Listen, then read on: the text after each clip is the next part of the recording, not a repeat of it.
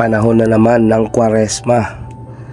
Ito ang panahon na kung saan ay inaalala natin ang pagpapagal o ang pagpapasakit ng ating Panginoong Hesus sa krus ng Kalbaryo.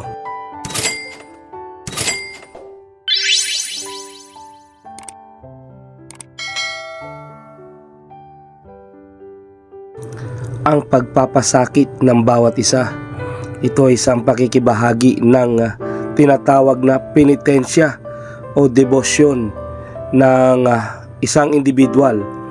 Sa pamamagitan nito ay may paniniwala ang ilan na ito ay nakakapagpabawas o nakakapagpagaan ng kanilang mga dalahin sa buhay. Kaya't patuloy itong ginagawa dito sa Central Luzon. Kahit tinututulan ito ng simbahang Katoliko, ito ay patuloy pa rin ginagawa magpasa hanggang ngayon.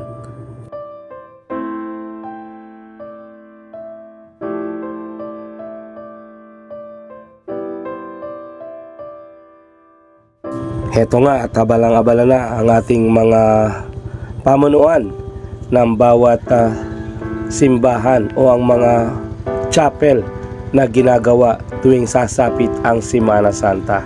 Kanya-kanya ang gawa ng kanilang mga arko na pinupuntahan ng mga nagpipinitensya.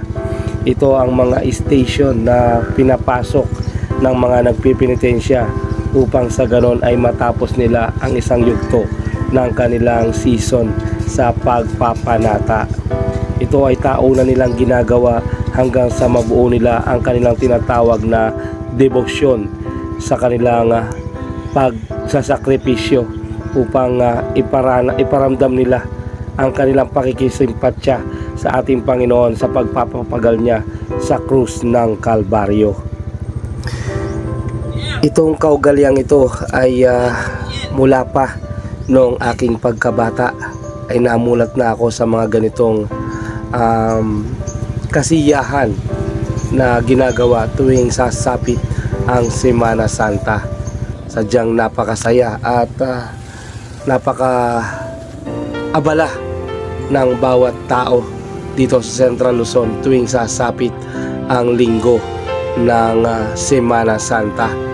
So buong linggo ito guys, mula sa Lunes Santo hanggang sa Biyernes Santo, magkakaroon ng mga pabasa at gagayakan nila ang mga altar na kanilang ginagawa at ito ay isa-isang pupuntahan ng mga nagpapanata o ang mga nagpipinitensya dito sa lugar na malapit sa mga istasyon na ginawa ng ating mga pamunuan. Kapag sumapit na ang Holy Week guys, i-update ko kayo sa mga kaganapan na mangyayari sa lahat ng mga araw na gagawin ang Semana Santa.